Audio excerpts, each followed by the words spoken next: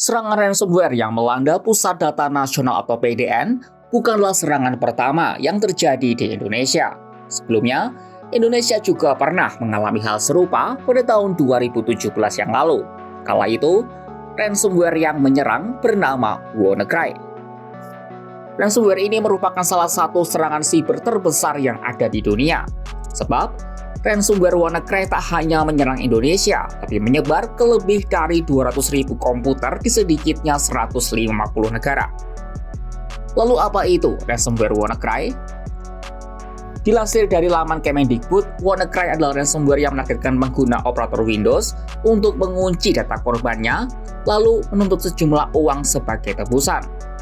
Bom ini mampu menyebarkan dirinya ke beberapa komputer dalam suatu jaringan. Mereka menggunakan sistem operasi Windows untuk berpindah dari satu komputer ke komputer lain dan menginstal dirinya secara otomatis. Grup Lazarus dari Korea Utara disebut merupakan dalang di balik serangan WannaCry pada tahun 2017.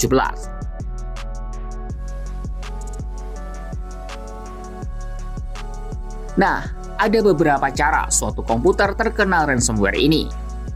Selain lewat kerentanan perangkat, WannaCry juga bisa menyebar lewat phishing email. Biasanya, korban akan dikirimi dokumen dari peretas yang menyamar sebagai lembaga resmi. Selain itu, ransomware ini juga bisa menyebar jika seseorang mengunduh konten sembarangan di internet, seperti konten dewasa atau aplikasi ilegal. Selain itu, persebaran juga bisa terjadi lewat USB flash disk atau external flash disk yang sudah terkontaminasi. Lantas bagaimana dampak yang ditimbulkan malware ini?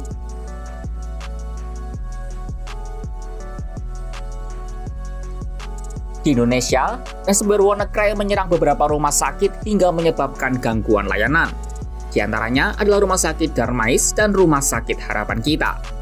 Tak hanya mengunci data pasien, sang peretas juga meminta uang tebusan sejumlah 4 juta rupiah. Ransomware di Cina juga menyerang sejumlah kampus di negara itu. Pelaku peretasan juga meminta tebusan ratusan dolar kepada sejumlah mahasiswa yang mengalaminya. Sistem data layanan di instansi kesehatan di Inggris juga pernah mengalami hal serupa. Serangan malware ini paling parah menimpa Rusia. Sebanyak 1.000 komputer Windows diserang virus ini hingga menyebabkan gangguan berbagai sistem layanan publik dari Kementerian Dalam Negeri, transportasi kereta api, hingga jaringan telepon seluler.